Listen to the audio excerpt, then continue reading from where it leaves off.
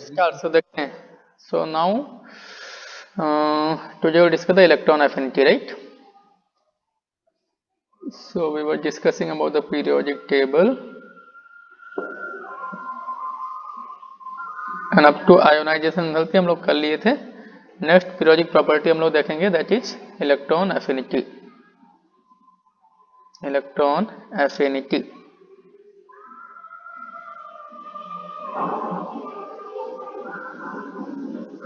ठीक है.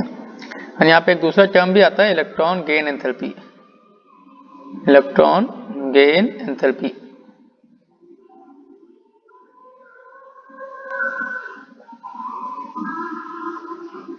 ठीक है. Electron gain enthalpy delta H EG से रिप्रेजेंट कर देते हैं. तो सबसे पहले आप इलेक्ट्रॉन गेन एंथैल्पी का डेफिनेशन लिख लो. Write down the definition of electron gain enthalpy. It is the enthalpy change. It is the enthalpy change. It is the enthalpy change when 1 mole of isolated gaseous atoms accept 1 electron each to form isolated gaseous ions, or we can say anions. Okay. For example जैसे हमारे पास F gas है,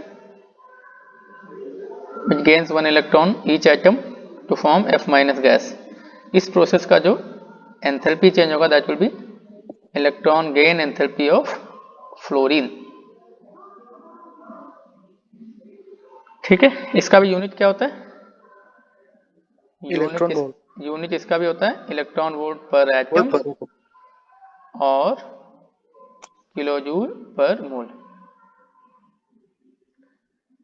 now see, अभी electron affinity क्या होता है? What is electron affinity?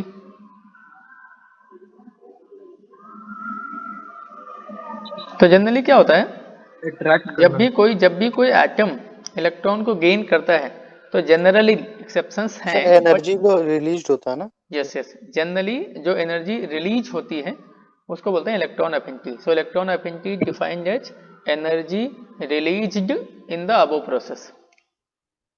So electron affinity defined as energy released in above process. Above process means this definition. Energy released in above process.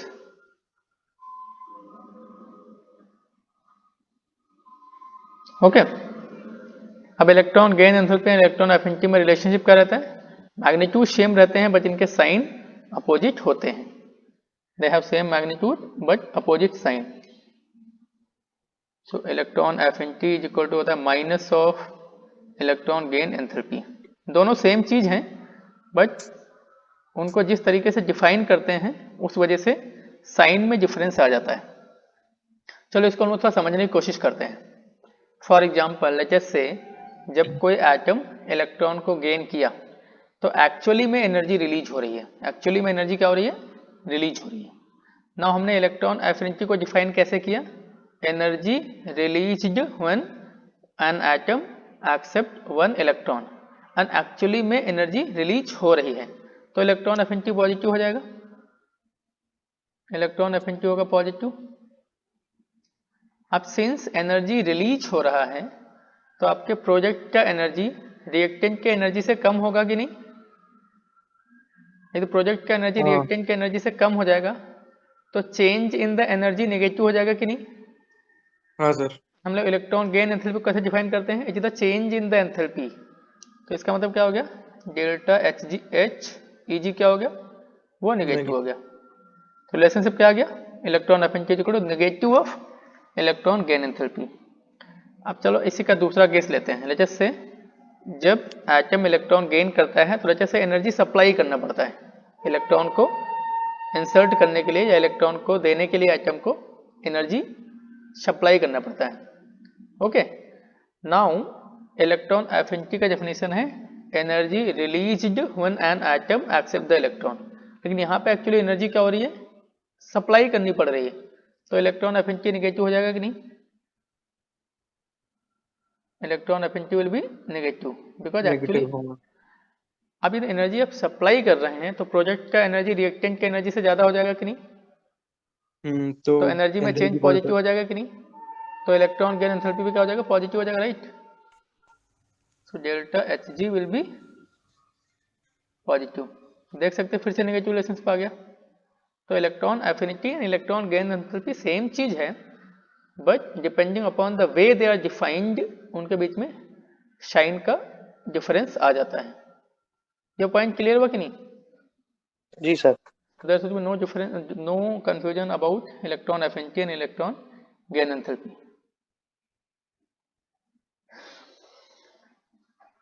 Clear? हाँ sir. Okay.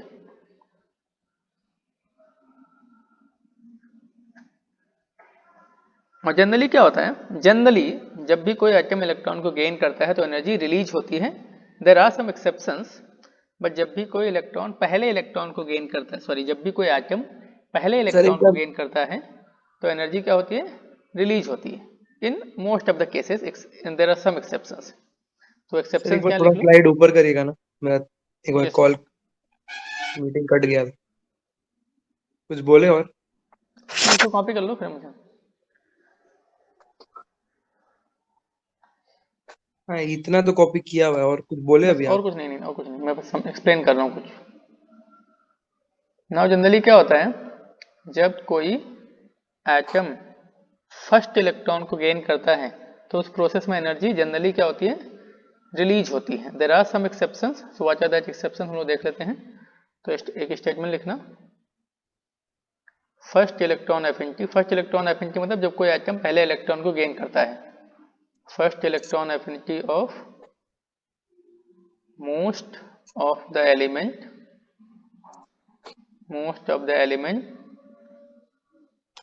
is positive or we can say exothermic, that is energy release होती है। except यहाँ पे exception क्या क्या है, nitrogen. Nitrogen जब पहला इलेक्ट्रॉन गेन करता है तो एनर्जी सप्लाई करना पड़ता है उसको। Second exception is noble gas, उसका भी पहला इलेक्ट्रॉन एफिनिटी क्या होता है, पॉजिटिव सॉरी नेगेटिव होता है। And third one is alkaline earth metals, alkaline earth metals।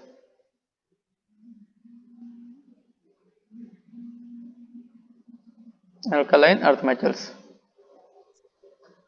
so nitrogen family नहीं, केवल नाइट्रोजन का, only nitrogen. And noble gas and alkaline earth metal, ये जब पहला इलेक्ट्रॉन एक्सेप्ट करते हैं तो आपको एनर्जी सप्लाई करना पड़ता है, एनर्जी रिलीज नहीं होती है।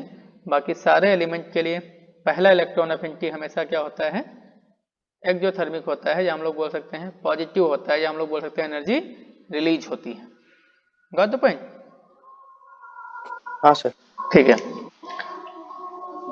Next we discuss successive electron affinities. Successive electron affinities.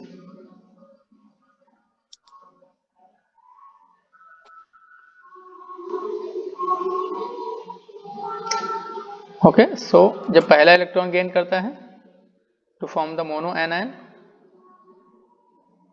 उसको बोलते हैं हम लोग EA1, that is first one. Electron affinity. और जब मोनो एनायन एक और इलेक्ट्रॉन गेन करता है टू फॉर्म डाई एनायन, तो इसको बोलते हैं EA2। सिमिलरली जब डाई एनायन एक और इलेक्ट्रॉन को गेन करता है to form tri anion, then it is known as EA3 and so on, EA3 and so on. So this is first electron affinity, this is second electron affinity, and this is third electron affinity.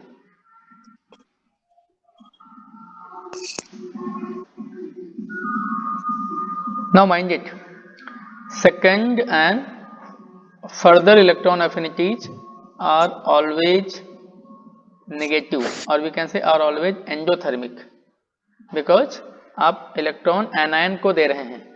No anion obviously electron को क्या करेगा, repel करेगा, तो आपको energy supply करना पड़ेगा बाहर से.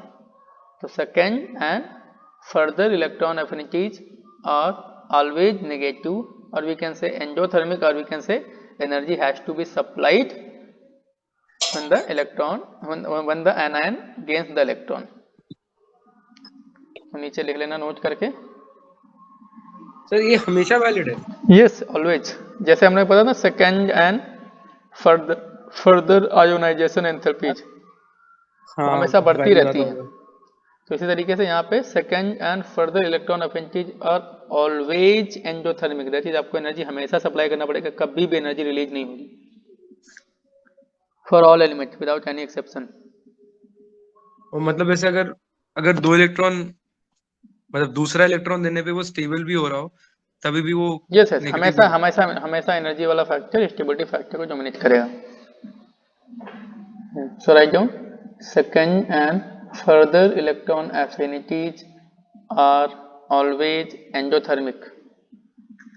Second and further electron affinities are always endothermic.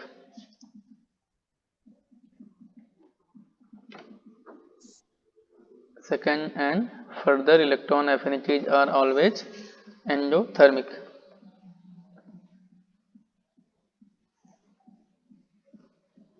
Clear?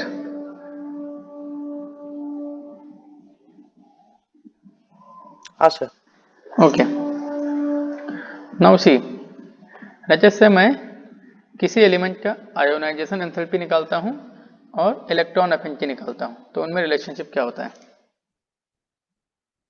तो relation between IE1 and EA1 of an element. First ionisation enthalpy and first electron affinity में क्या रिलेशनशिप रहता है? तो द मैग्नीट्यूड ऑफ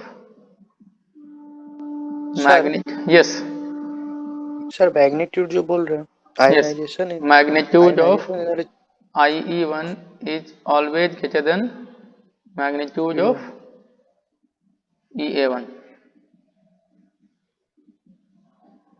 तो IE1 का मैग्नीट्यूड हमेशा EA1 के मैग्नीट्यूड से ज्यादा होता है. इसको तो प्रूफ कर देते हैं. Let us proof this. Suppose हमारे पास A माइनस गैस है, उसे एक इलेक्ट्रॉन निकाल देता हूं मैं to form A gas plus electron. इस रिएक्शन में जो एनर्जी चेंज होगा उसको हम लोग बोल सकते हैं electron affinity of A minus, sorry ionisation energy first of the A minus बोल सकते हैं कि नहीं? बोल सकते हैं. हाँ इसको थोड़ा उल्टा कर दो आप, A gas plus electron giving you A minus gas. इस रिएक्शन का जो एनर्जी चेंज होता है उसको इलेक्ट्रॉन एफिनिटी बोलते हैं कि नहीं बोलते हैं? इसको इलेक्ट्रॉन एफिनिटी बोलते हैं. And which will be equal to, and this will be equal to minus IE1 होगा कि नहीं? अब देखिए जैसे A gas giving you A plus gas plus electron. तो this is the IE1 of A gas, IE1 of A gas, and it is also equal to IE2 of A minus gas. हो जाएगा कि नहीं? ये A minus gas के IE2 के बराबर होगा कि नहीं? हाँ. Because for A minus this is the second electron, correct? हाँ तो भाई, अब हमको पता है कि IE2 is always greater than IE1, होगा कि नहीं? और IE1 हमारा किसके बराबर है? EA के बराबर. EA के बराबर है. मैग्नीट्यूड की बात हो रही है यहाँ पे. तो this is equal to EA, it means what? IE2 is equal to EA, and what is IE2? IE2 is nothing but IE1 of A, right? So IE1 of A gas is greater than EA of A gas. समझ आ गया कि नहीं? हाँ sir. तो आप तो याद कर लेना, समझा दिया हूँ, लेकिन आप ऐसे याद रखना है किसी रिजल्ट को।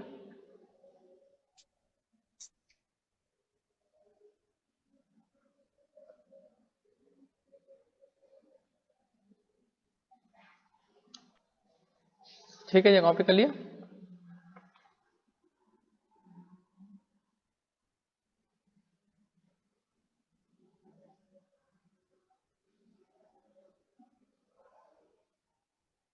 ओके, नेक्स्ट हम लोग देखते हैं इसका पीरियोडिक ट्रेंड क्या है। पीरियड में लेफ्ट टू राइट कैसे चेंज होता है, ग्रुप में टॉप टू बॉटम कैसे चेंज होता है।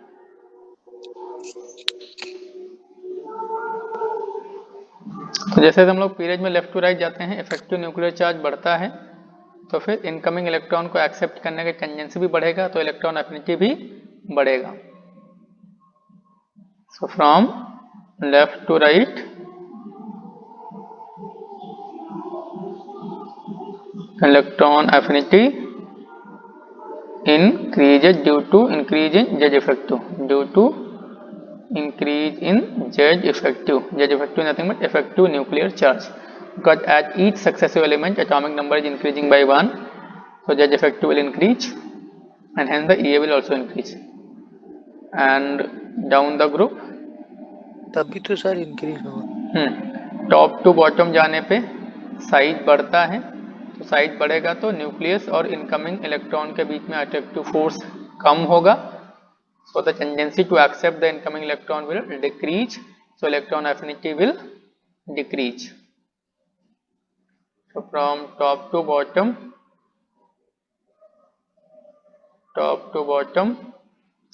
electron affinity decreases due to increase in size, right? So these are the general trend. Now let us see what are the exceptions. Let us see the exceptions. So there are three exceptions which are very famous and very important in the electron sir affinity. Magnesium, argon, phosphorus. No, group number 15. Group number 15 का जो expected electron affinity का order क्या होना चाहिए? Nitrogen, phosphorus, arsenic, antimony and bismuth. This is the expected order, जो आप expect कर रहे हैं अपने जनरल ट्रेंड के अकॉर्डिंग। सर लेकिन फॉस्फोरस पहले आएगा। यस, फॉस्फोरस पहले आएगा, लेकिन नाइट्रोजन कहाँ जाएगा भी इंपॉर्टेंट है ना, तो सर लास्ट में नाइट्रोजन बिल्कुल एंड में चला जाता है। इतना गिर गया क्या? हाँ, yes, this is the actual. इतना खतरनाक फॉल डाउन हुआ इसका। देखो हमने पढ़ा था एक्सेप्शंस में केवल नाइट्रोजन का ही पॉजिटिव होता है, right? Nitrogen, alkaline earth metal and noble gases, sorry negative हो जाता है उसका तो पॉजिटिव ही नहीं होता है, राइट? ग्रुप नंबर 16 का एक्सपेक्टेड क्या होगा? OS से टीपो, oxygen, sulphur, selenium, tellurium, polonium. Sir इसमें भी ऑक्सीजन लास्ट चला जाएगा। हाँ, इसमें भी ऑक्सीजन लास्ट चला जाएगा। This is the expected order. And actual क्या था? S, Se, T, PO and oxygen, ये हो जाता है एक्चुअल। सिमिलरली ग्रुप नंबर 17, इसका एक्सपेक्टेड क्या होता है? Fluorine, chlorine, bromine and iodine. Bromine and iodine, this is the expected order. Actual क्या हो जाता है? क्लोरीन के बाद फ्लोरीन, बस फ्लोरीन अभी एंड में मत भेजना, इसका इतना बुरा वाला फॉल डाउन नहीं हुआ है ना, तो ये एक्चुअल होता। तो ये एक्सेप्शन है, एक्सेप्शन ध्यान रखिएगा सारे। So this is all about electron affinity और electron gain enthalpy. Next periodic property will discuss, that is electronegativity.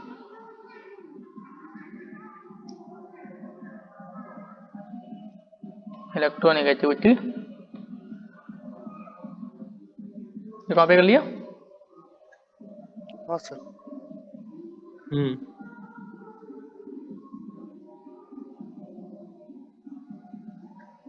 Electronegativity.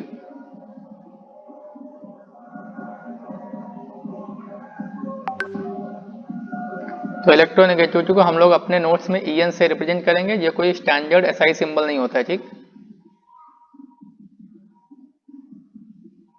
But हम लोग उसको EN से रिप्रेजेंट करेंगे आगे। जब भी इलेक्ट्रोनेगेटिविटी कहीं पे भी आएगा तो हमेशा मैं EN लिखूंगा, right.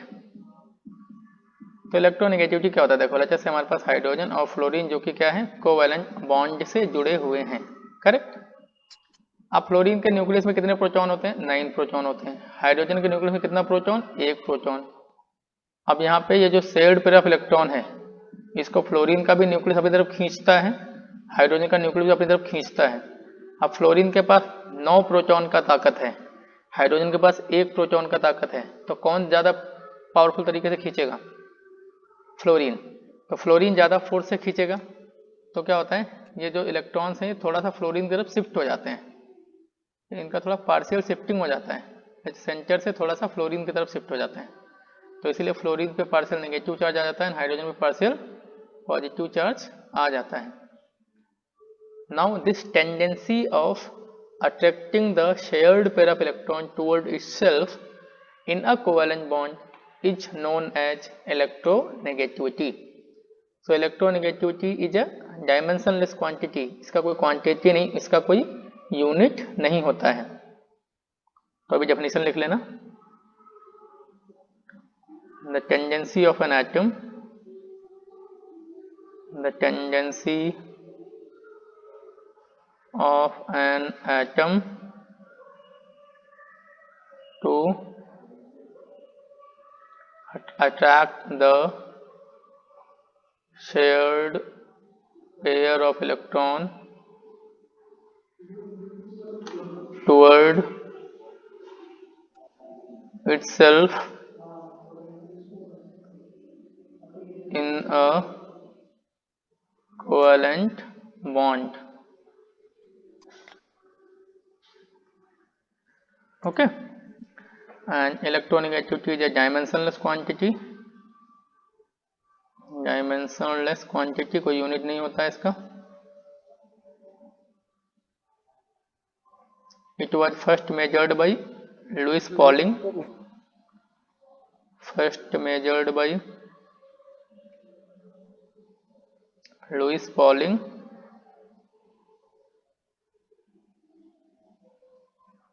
and the name of his scale is, and his scale is named as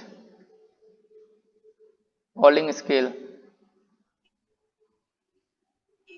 named as Pauling scale. Okay,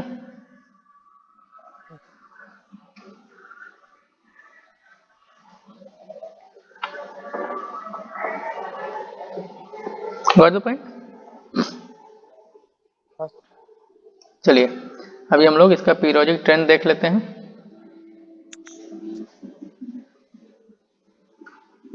periodic trend,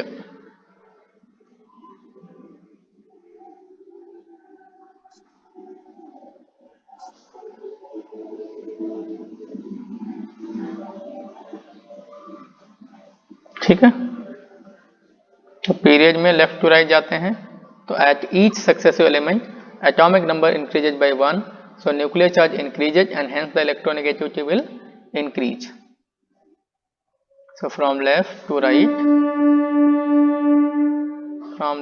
right, electronegativity increases due to increase in Z effective, and group में top to bottom electronegativity decreases due to increase in size. दूरियां बढ़ गई तो attraction कम हो गया। top to bottom electronegativity due to increase in size.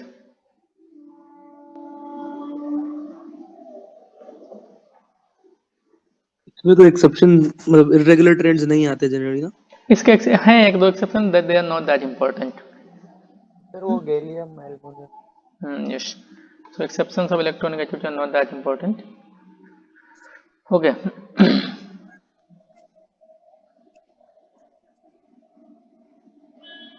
ठीक है, now यहाँ पे एक और टर्म आता है, जैसे HF है, तो मुझे पता है फ्लोरीन का इलेक्ट्रोनेगेटिविटी ज़्यादा होता है, हाइड्रोजन का इलेक्ट्रोनेगेटिविटी कम होता है, तो शेयर्ड पेयर ऑफ इलेक्ट्रॉन थोड़ा सा फ्लोरीन की तरफ शिफ्ट हो जाता है, तो फ्लोरीन के ऊपर आ गया पार्शियल नेगेटिव एंड हाइड्रोजन के ऊपर आ गया पार्शियल पॉजिटिव। अब डाइपोल क्या होता है? What is dipole? फिजिक्स में पढ़े होंगे। What is dipole? Dipole is nothing but it is a system of equal and opposite charges separated by some distance, separated by a distance। यहां पे भी देखो क्या हो गया, equal and opposite charges separated by some distance, तो हमारे bond में भी डाइपोल का जनरेशन हो गया कि नहीं? ठीक है, तो हमारा बॉन्ड भी एक डाइपोल बन गया। तो हम लोग डाइपोल के लिए क्वांटिटी डिफाइन करते हैं जिसको बोलते हैं dipole moment. For any dipole we define a quantity known as dipole moment, and इसको हम लोग म्यू से रिप्रेजेंट करते हैं जनरली। डाइपोल मोमेंट क्या होता है? लेट्स से ये प्लस क्यू है, ये माइनस क्यू है, इनके बीच का डिस्टेंस लेट्स से डी है, तो dipole moment is nothing but it is the multiplication of Q into D, multiplication of Q into D. और डाइपोल मोमेंट का वैल्यू बताता है कि कोई भी बॉन्ड कितना पोलर होगा, जितना ज्यादा डाइपोल मोमेंट उतना ज्यादा उस बॉन्ड का polarity. Got the point? Yes sir. Now dipole में एक वेक्टर क्वांटिटी होता है जिसका डायरेक्शन होता है पॉजिटिव से नेगेटिव की तरफ, right? So it is a vector quantity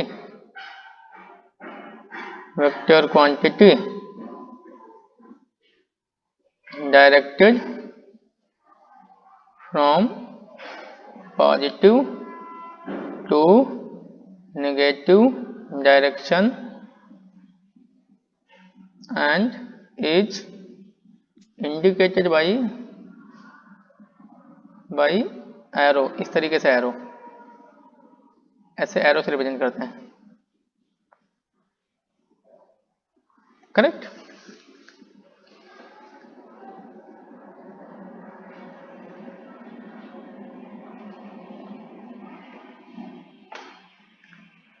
ये बात समझ आ गया?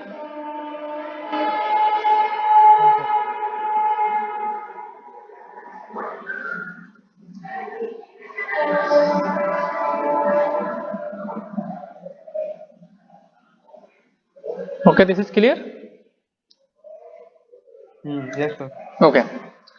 Now there is a law known as Pauling law. What is the Pauling law?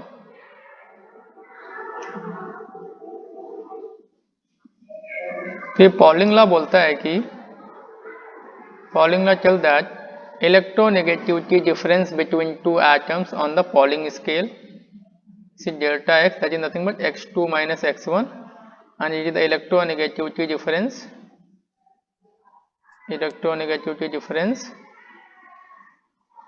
between two atoms on Pauling scale,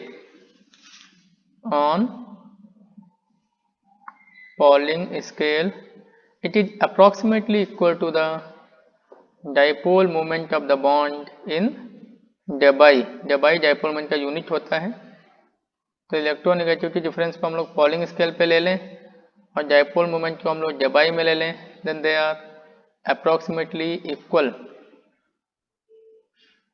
बात समझ आई कि नहीं?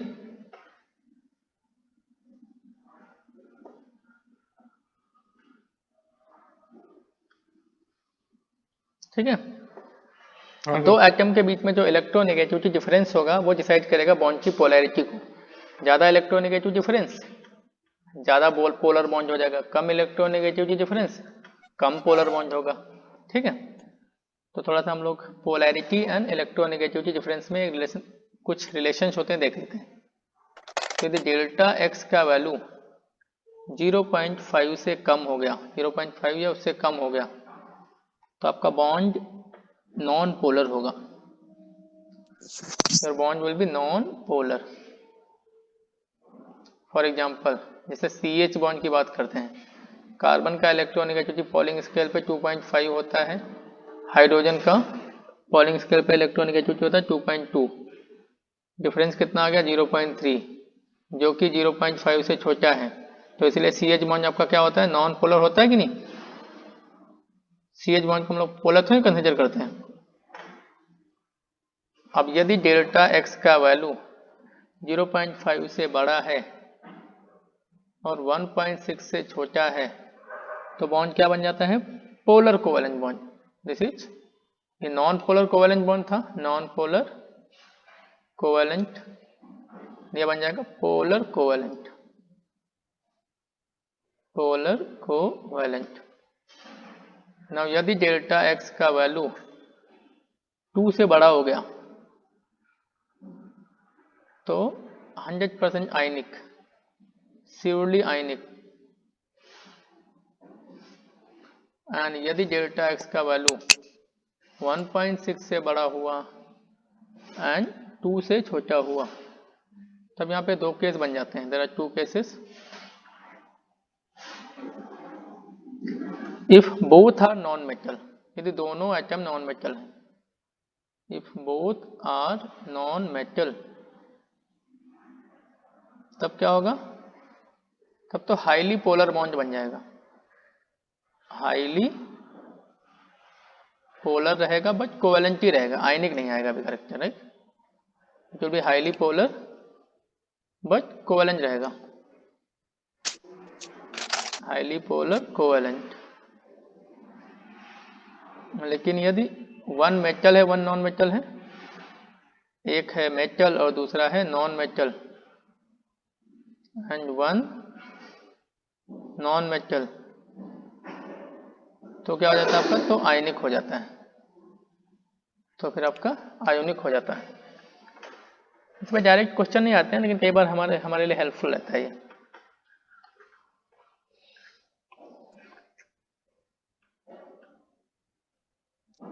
सर एक बार थोड़ा ऊपर करिए। यस,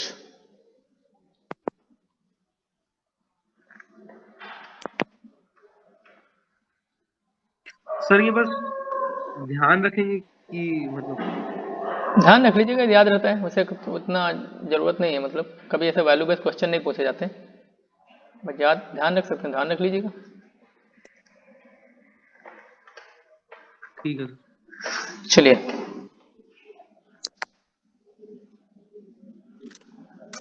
अब यदि किसी भी स्पीसीज के ऊपर पॉजिटिव चार्ज का इंटेंसिटी जितना ज़्यादा होगा, उसका इलेक्ट्रोनेगेटिविटी उतना ज़्यादा होगा। इलेक्ट्रॉन को खींचने का ताकत, जिसके पास जितना ज़्यादा पॉजिटिव चार्ज, उसके पास उतना ज़्यादा ताकत है इलेक्ट्रॉन को खींचने का, करेक्ट। तो higher is the positive charge on the species, higher is the positive charge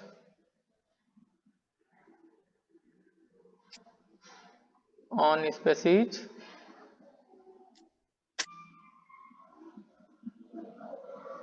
higher will be the electronegativity, will be the electronegativity. Okay, now हम लोग हाइब्रिडाइजेशन पढ़ेंगे नेक्स्ट चैप्टर में, तो उसमें देखेंगे एक होता है sp हाइब्रिडाइजेशन, sp2 होता है, sp3 होता है। तो यहाँ पे एक s है एक p है, तो हम लोग मान लेते हैं भाई 50% s करेक्टर है, 50% p करेक्टर है, आधा आधा मान लेते हैं ना। यहाँ पे एक s है और दो p हैं, तो कहते 33% बोल देते हैं s, 33% s एंड 67% के आसपास p। यहाँ पे एक s है और तीन p है, तो 25% s और 75% p। तो किसी भी ऑर्बिटल में जितना ज़्यादा s करेक्टर होगा, उसका इलेक्ट्रोनेगेटिविटी उतना ज़्यादा होगा।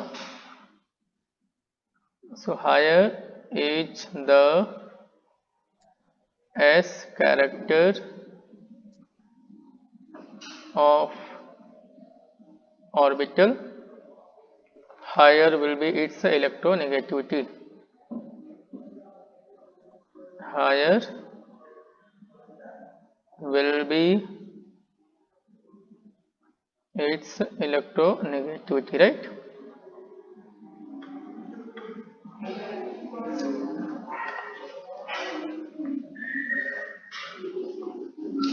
Okay.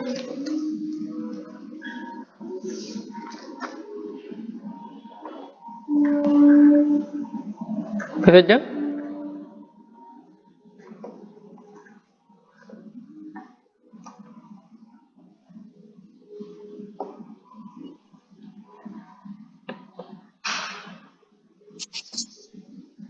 सर ये तो सर एक बार थोड़ा ऊपर करिए एक बार।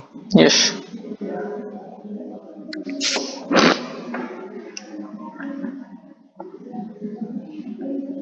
हाँ सर हो गया। Next term, so this is all about periodic properties. Next one more term is there. This is known as diagonal relationship.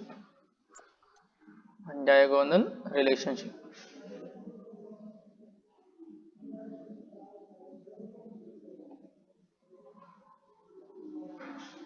What is diagonal relationship? So second period element lithium, beryllium, boron and carbon. Third period element sodium, magnesium, aluminium and silicon.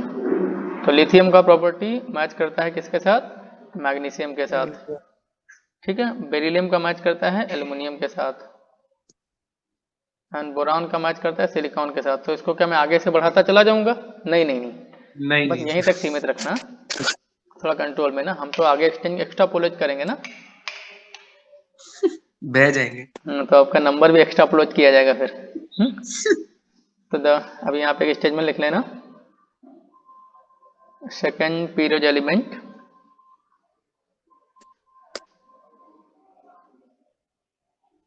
lithium, beryllium and boron have similar, or we can say have similarities in properties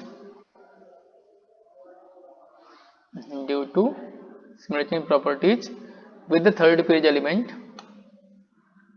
with third period element magnesium, aluminum and silicon. This is known as diagonal relationship, known as diagonal relationship.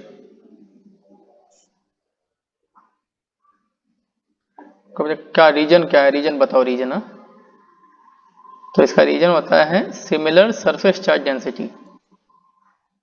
Reason होता है similar Q/2 Q by A, yes, similar surface charge by mass ratio. yes yes correct, surface charge density,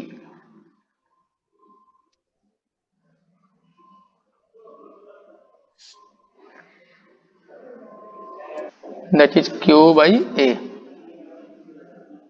A is the area of, उसका जो surface area होता है that.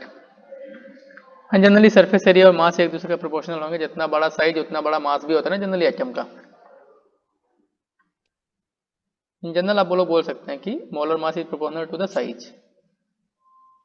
जितना बड़ा size उतना बड़ा मास। तो नीचे कोई मास बोलता है तो दैट इज ऑल्सो करेक्ट। ये बात समझ आ गई? चलिए एक चीज और आते हैं यहाँ पे, inert pair effect. Inert pair effect, कुछ लोग बहुत इनर्ट होते हैं, दूसरों के साथ बिल्कुल ही मिक्स ही नहीं होना चाहते हैं ना, बिल्कुल ही देवदास टाइप के लोग ना। यहाँ पे वही है inert pair effect.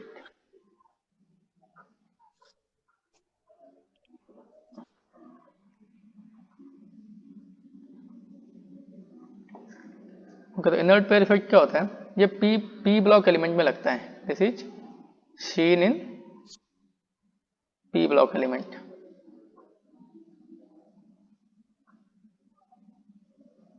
And specially in period number 6 and 7, especially in period number 6, 7, especially in period 6, 7.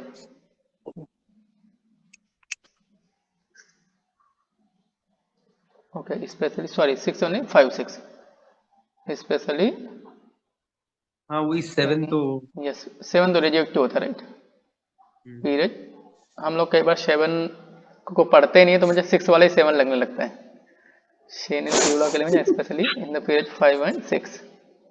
तो ये होता क्या है, देखा तो जाता है वहां पे, लेकिन होता क्या है ना, जैसे आपसे कोई बोले लोअर आपसे कोई बोले ऑक्सीडेशन वहां पे जाओ मिलेगा आपको वो मिलेगा, बोले क्या मिलेगा, मिलेगा वो तो anyway, तो वो क्या है देख लेते हैं अभी। देखो यहाँ पे जैसे हम लोग एग्जांपल से देखते हैं, समझ आ जाएगा। ग्रुप नंबर 13 बनाता हूँ, 14 बनाता हूँ, 15 बनाता हूँ। तो यहाँ बोरान होता है, फिर एल्युमिनियम, फिर गैलियम, उसके बाद मैं इंडियम बना रहा हूँ और थैलियम बना रहा हूँ। बाकी को क्यों नहीं बनाए, बाकी में ज़्यादा सिग्निफिकेंट देखा नहीं जाता इसलिए नहीं बना रहा हूँ। Carbon, silicon, germanium, tin and lead, nitrogen, phosphorus, arsenic, antimony, bismuth, antimony and bismuth. 13 का जो जनरल इलेक्ट्रॉनिक कॉन्फ़िगरेशन होता है वो क्या होता है, NH2 NP1। ये क्या होता है, NH2 NP2। ये क्या होता है, NH2 NP3। तो इसका क्या बन जाएगा, 5s2 and 5p1 right, 5s2 and 5p1। इसका क्या बन जाएगा, 5s2 and sorry 6s2 and 6p1 right, 6p1। इसका बन जाएगा आपका 5s2 and 5p2। इसका बन जाएगा 5s2 and sorry 6s2 and 6p2। And then इसका बन जाएगा आपका 5s2 5p3, 5s2 and 5p3 and this is 6s2 and 6p3। अब देखिए यहाँ पे, तो इसका जो कॉमन ऑक्सीजन स्टेट होता है वो क्या क्या होता है, +1, +3।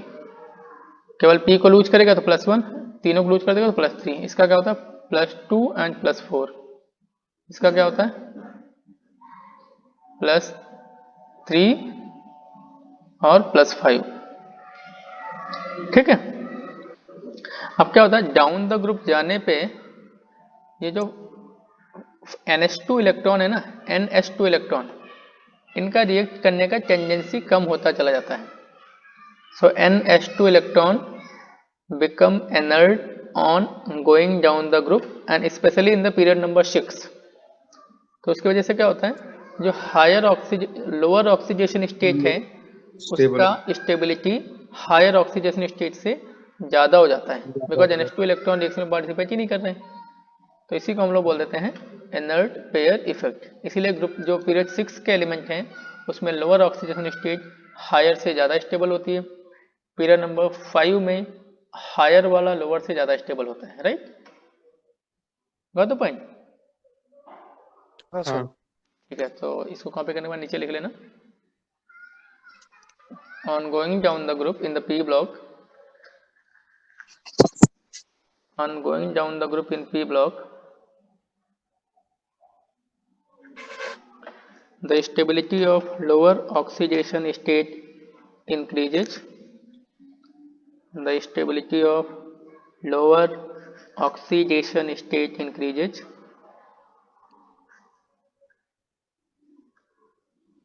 because NH2 electron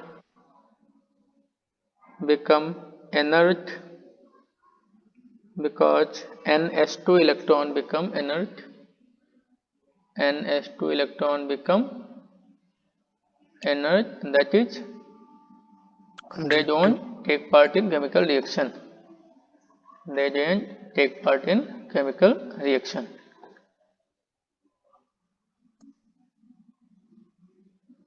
take part in chemical reaction.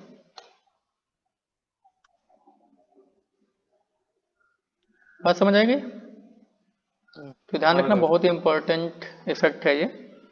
For example जैसे हम लोग देखते हैं, जैसे थैलियम प्लस 3 ले लेते हैं, thallium plus 3, similarly lead plus 4 and bismuth plus 5। अब मुझे पता है थैलियम का +1 स्टेज ज़्यादा स्टेबल है, लेड का +2 ज़्यादा स्टेबल है, बिस्मथ का +3 ज़्यादा स्टेबल है। Got the point? इसका +2 ज़्यादा स्टेबल है, इसका +3 ज़्यादा स्टेबल है।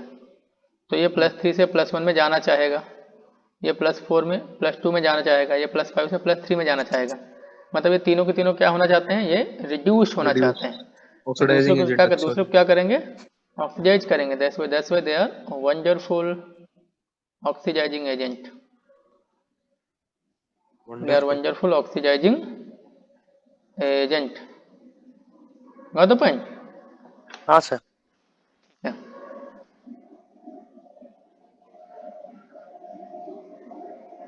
जैसे मान लिया हमारे पास है थैलियम टेट्राक्लोराइड, इसको करो हीट, अब यहाँ पे +3 में है, तुरंत से डिकम्पोज होकर थैलियम मोनोक्लोराइड बनाता है, Cl2 को बोलता है तुम जाओ यहाँ से। लेकिन इंडियम के साथ हम लोग करने की कोशिश करेंगे तो ये रिएक्ट नहीं करेगा। नहीं होगा। सिमिलरली PbO2 है, करो हीट, डिकम्पोज होकर तुरंत PbO में कन्वर्ट होगा और O2 निकाल देगा बाहर। टिन ऑक्साइड को भी हम गर्म करके तोड़ेंगे, नहीं टूटेगा वो। ठीक है, बात समझ आ गई?